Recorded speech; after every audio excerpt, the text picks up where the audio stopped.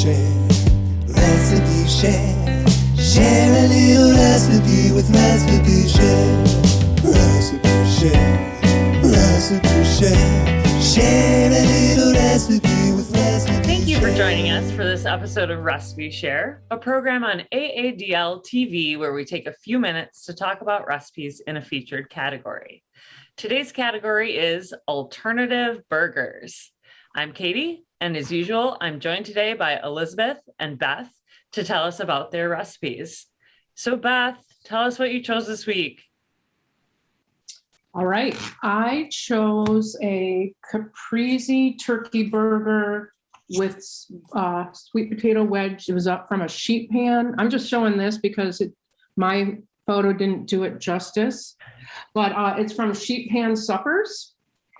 And I made them like mid-September, where I didn't have, the only thing I had to buy was the turkey. It's got, I had everything else, which is what made it really cool because, so you mix your ground turkey with chopped shallots, fresh basil leaves, and a little balsamic vinegar and salt and pepper. And then you, on your sheet pan, you put like a rack on it so that it doesn't just sit in grease, although they're not that greasy. And once they come out, and at the same time, you're doing the sweet potato fries on a different pan, and you rotate them a little, and then once you take out the burgers, you top it with your fresh mozzarella and tomato and pesto. And I had all that stuff. Luckily, just at being blessed to have food in my fridge. So yeah, it was good. The only downside was that I made it during the day and then I put it in the fridge to eat at night because I was working from home, so wouldn't recommend it that way. Eat it when you fresh, but all in all, it was good. Did you eat it on a bun or did you just eat it with a fork and knife? We just ate it with a fork and knife. It didn't mention anything about buns. Okay. In it. It wasn't explicit, but there was no mention. It was implicit. Yeah. And then did the cheese get kind of melted or not really? It did. And I gotta say that fresh mozzarella, so we got some like 2 logs of it at Costco. That's why it was so perfect because it's already sliced. And so it does get really melty. And I ended up using it for another recipe, like eggplant parmesan.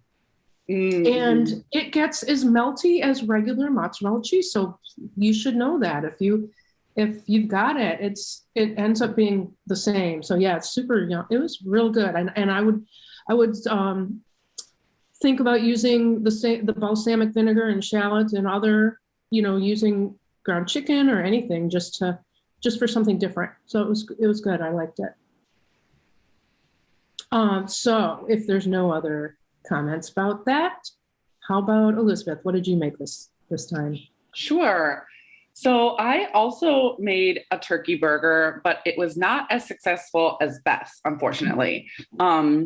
We don't eat, my fiance and I don't eat very much red meat. I rarely prepare it. We sometimes do chicken, but I was excited for this kind of challenge because we like to have protein, and I thought, turkey is a good alternative, but I often find turkey so dry. And like when I've had turkey burgers in the past, I think they're really dry, but this one I was excited about. It was grilled turkey zucchini burgers, and the zucchini was kind of supposed to keep it somewhat more moist and, keep it from being as dry. So basically you grate a zucchini, you squeeze out some of the water, and then you mix it with ground turkey, egg, garlic powder, a little bit of cumin, some salt, and that's it. You kind of mix it up, form it into patties, This did say to grill it, but I did the same thing as Beth did because it was like last week, so it was cold. So I just put it on a rack on a baking pan and baked it. And then you serve it with lettuce, tomato, mustard on a toasted bun. Frankly, I did not think these were that good. They ended up pretty dry still. They actually fell apart kind of. That might have been on me, although I followed the directions perfectly. So I'm not sure why that happened. I mean, I used the exact portions that they said. Maybe my zucchini was like too small or too big. I don't know. So they kind of fell apart. They didn't look very good. I did not take a photo of them because I was embarrassed. We ate them. It was fine. Definitely putting them on the bun with mustard and with mayonnaise and tomato and lettuce. It was totally edible. But I don't know. I might try them again just to see if I can mess with it. Because I think if it had been less dry and they'd stayed intact, it would have been a good alternative to a red meat burger.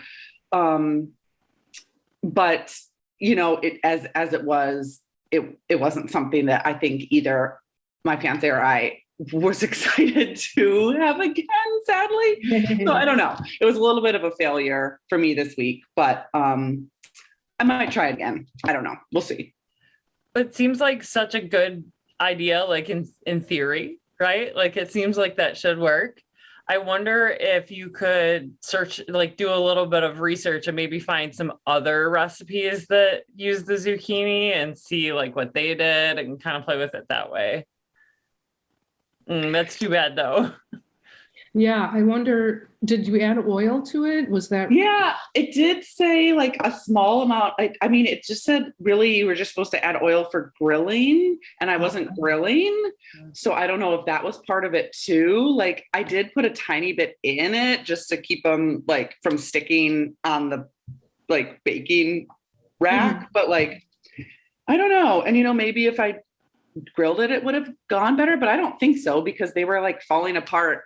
I don't know. So good in theory. I think I might take your advice, Katie, and just see other zucchini turkey burger recipes. Like maybe they used 2 eggs instead of 1, or like just kind of what the ratios were there. Oh, and this was from Real Simple, which I've mentioned before. Usually I really like their weeknight recipes because they're good. I'll hold it up one more time. That's what it's supposed to look like. Mine did not look like that. Anyway, Katie, what did you make? Okay. So the recipe that I made is salmon burgers with avocado aioli by Katya from savorylotus.com. I've been wanting to make a salmon burger for a while, so this is my first time ever following a recipe to do that. You're using canned salmon. So you basically combine it with egg, garlic powder, fresh herbs. You can use dill, parsley, basil, cilantro, a combination, lemon juice, lemon zest, almond flour, salt and pepper. You form them into patties, and these are pan fried in ghee or avocado oil. I used ghee, and you cook them for like about 5 minutes each side. And while you're doing that, you make the avocado aioli with avocado, mayonnaise, cilantro, lime juice, garlic powder, and salt. The recipe says that you can add hot sauce to that. That sounded a little weird to me, and I love hot sauce. It just didn't feel right, so I did not. You put all of those into a food processor or blender, and it just makes like this rich aioli, like with this lovely avocado color and flavor. It's just really, really awesome. I liked that a lot. The first time I made these, they came out more like a cake than a burger. So like a crab cake, but some salmon, So I think that first of all, I added too much egg into my mixture, and then I tried to get it out. But if you've ever tried to get egg out of something that you've already added it to, I don't know how good of a job I did at that. And then, what was the other thing? Oh yeah. So the fish, like the texture is really flaky. And so I felt like it was making it like lay really flat. And so the next time I made it, I put the canned salmon in the food processor just for a little bit to grind it to get like more of a ground texture to it. So the second time I made these, they were much less of a cake and more of a burgers. And I've got pictures so you can definitely see the difference between the two. So that was sort of like a tip that I stumbled across. Like if you're looking to make like a fish burger, maybe grind up your meat a little bit to make it more burgery and less cakey. But overall, this is a really good. You serve it on butter lettuce leaves. And then it also said to serve it with pickled red onion, which I did because I love pickled red onion. But then it also said to serve it with arugula. And I'm looking back at my pictures and I did not have arugula. And I don't remember why, but that would have been really good on there too. But yeah, it was a really nice recipe. I liked it a lot. I love being able to pull something out of, like, use a can of salmon or, tuna or something and make dinner out of it on a busy night. Do you think is it pretty quick to make? Yeah, it was pretty quick, actually. I think it went a lot quicker than I expected it to. It was pretty fast. And I think that you could probably do this with tuna too, and it would be really good. Okay.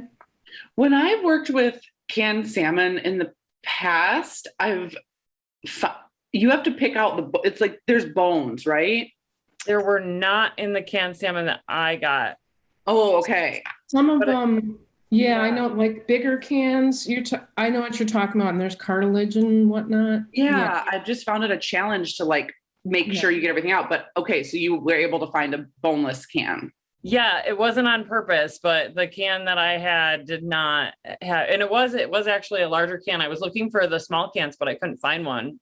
So it was the only can that Kroger had. I was like, all right, I'll take it. So yeah, I don't know what kind it was or anything like that. Cool. Well, it's good to know that exists though. Yeah. All right. Well, thanks everybody for watching Recipe Share, and be sure to click the link below to look at the event page on aadl.org to find the recipes we talked about and to share your own in the comments. Join us next time when we'll be talking about tasty seeds. We're looking forward to seeing what you've been making. So thanks for sharing. Recipe Share, Recipe Share, share a little recipe with Recipe Share.